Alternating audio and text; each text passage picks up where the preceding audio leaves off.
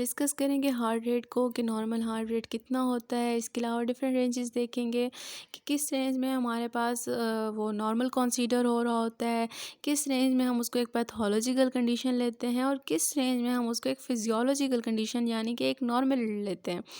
तो क्या होता है हमारे पास जब हार्ट रेट 100 से ज़्यादा हो जाता है ना, हमारे पास नॉर्मली हार्ट रेट होता है 60 टू 100।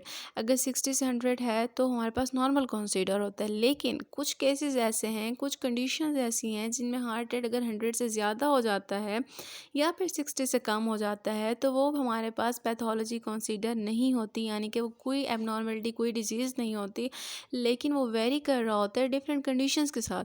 जैसे अब हमारे पास हार्ट रेट जब 100 से ज़्यादा होता है उसे हम कहते हैं टैकीकार्डिया, जो हमारे पास पैथोलॉजिकल कंडीशन में भी हो सकता है और फिजियोलॉजिकल में भी हो सकता है।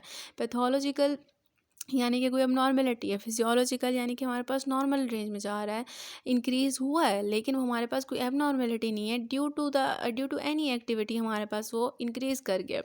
अब जैसे बच्चों में हार्ट रेट ज़्यादा होता है, क्यों? क्योंकि उनमें एक्टिविटीज़ ज़्यादा हो रही होती हैं।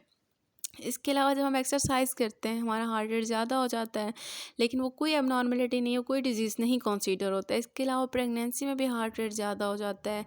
इसके अलावा कोई इमोशनल कंडीशन है, कोई एंजाइटी है, हम बहुत ज़्यादा स्ट्रेस में हैं तो उसमें भी हार्ट रेट ज़्यादा हो जाता है। ये हमारे पास सारी वो कंडीशंस हैं जिनमें हार्ट रेट अगर ज़्यादा हो भी जाता है तो वो डेंजरस नहीं होता। अब हम देखते हैं पैथोलॉजिकल कंडीशन, यानी कि जब हमारे पास डिफरेंट बीमारियों में ज़्यादा हो जाता है हार्ट रेट। अब जैसे कि एनीमिया है, यानी कि हमारे पास ब्लड सेल्स की काउंट कम हो जाती है तो उसकी वजह से भी हार्ट रेट जो होता है वो ज़्यादा हो जाता है। हाइपोक्सिया है, हाइपोक्सिया क्या होता है कि जब ऑक्सीजन की डेफिशिएंसी होती है बॉडी में तब भी हमारे पास ज़्यादा हो जाता है। इसके अलावा कार्डियोमायोपैथी है, यानी कि हार्ट के मसल्स जब वीक हो जाते हैं तो उसमें भी ज़्यादा हो जाता है। कार्डियोमायोपैथी हमारे पास हार्ट मसल्स की डिजीज़ होती है, यानी कि वो वीक हो जाते हैं उसमें। अब हम देखते हैं कि हार्ट रेट जब हमारे पास कम हो जाता है बिलो 60 तो उसको हम कहते हैं ब्रेडीकार्डिया। अब ब्रेडीकार्डिया का भी यही है, वो फिजियोलॉजिकल कंडीशंस में भी कम होता है और वो पैथोलॉजिकल में भी होता है।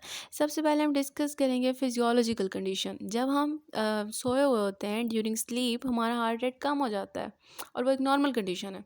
हार्ट रेट कम हुआ लेकिन वो हमारे पास कोई अब नॉर्मेलिटी नहीं है, क्योंकि हम जब सो रहे होते हैं हमारी बॉडी में कोई कोई बॉडी एक्टिविटी नहीं कर रही। तो अगर हार्ट रेट कम हो रहा है तो वो नॉर्मल है। इसके अलावा एथलीट्स जो होते हैं उनमें भी हो जाता है ये कम, तो वो भी एक पैथोलॉजी नहीं है। अब हम डिस्कस करते हैं पैथोलॉजिकल कंडीशंस को।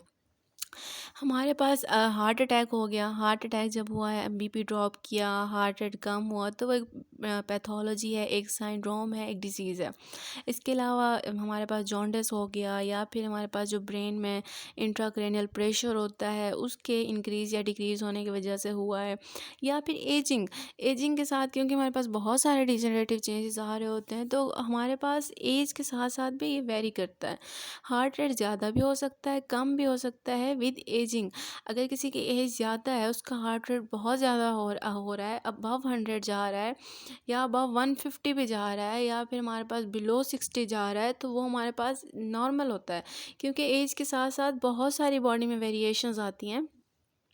तो ये हमारे पास था एक हार्ट रेट का कि जब ज़्यादा हो जाता है तो हम उसको उसकी क्या क्या कॉजेज़ होती हैं और जब कम हो जाता है तो उसकी क्या क्या कॉजेज़ होती हैं। इसके अलावा हमारे पास एक और लाइफ थ्रेटनिंग कंडीशंस आ जाती हैं जिनमें हार्ट रेट हमारे पास 150 से ऊपर चला जाता है। हमारे पास हार्ट रेट 350 से ऊपर चला जाता है तो लेकिन ये होता है कि अगर वो हमारे पास रह रहा है, हार्ट रेट हमारे पास कंटिन्यूसली वहीं रह रहा है तो लीड करता है टुवर्ड डेथ। लेकिन अगर हमारे पास वो सडन अपेयर हुआ, मतलब फ़ौरन से हार्ट रेट ज़्यादा हुआ और सडन टर्मिनेट कर गया, यूँ अपेयर हुआ और 1 मिनट में ही वो टर्मिनेट कर गया, तो हमारे पास वो फिर एक सिंड्रोम होता है, एक लाइफ थ्रेटनिंग कंडीशन होती है। अब जैसे कि हमारे पास जब हार्ट की इलेक्ट्रिकल एक्टिविटी 150 से 250 तक हो जाती है और वो सडन अपेयर हो रहा है ये हार्ट रेट और सडन टर्मिनेट हो रहा है तो इसको हम कहते हैं पैरोक्सिमल। प्रॉक्सिमल से कह रहे होते हैं। और जब हमारे पास हार्ट रेट अबव 250 टू 350 चला जाता है, मतलब 250 से 350 तक जब वो जा रहा है, तो इस कंडीशन को हम कहते हैं फ्लटर। ये हमारे पास एट्रियल फ्लटर इन्हें हम कह रहे होते हैं। और अगर 350 से भी ऊपर चला गया पर मिनट, तो तब हम इसको जब कह रहे होते हैं फिब्रिलेशन कहते हैं हम इसको। तो उसके लिए टर्म यूज़ होती है, वो फिब्रिलेशन थी। हमारे पास 150 से भी 250 तक जा रहा है, 250 से भी 350 तक जा रहा है, एंड अबव 350 भी जा रहा है। तो हार्ट रेट अगर हमारे पास इसके अलावा 40 से 60 भी चला जाता है, मतलब हमारे पास 60 से कम 40 तक भी चला जाता है, तो उसको हम कहते हैं वो माइल्ड सा एरिथमिया है। वो हमारे पास जो हमने डिस्कस की हैं एबनॉर्मलिटीज़, पैथोलॉजीज़, तो उनमें कम हो सकता है। तो ये सारा कुछ हमारे पास हार्ट रेट के अकॉर्डिंग था।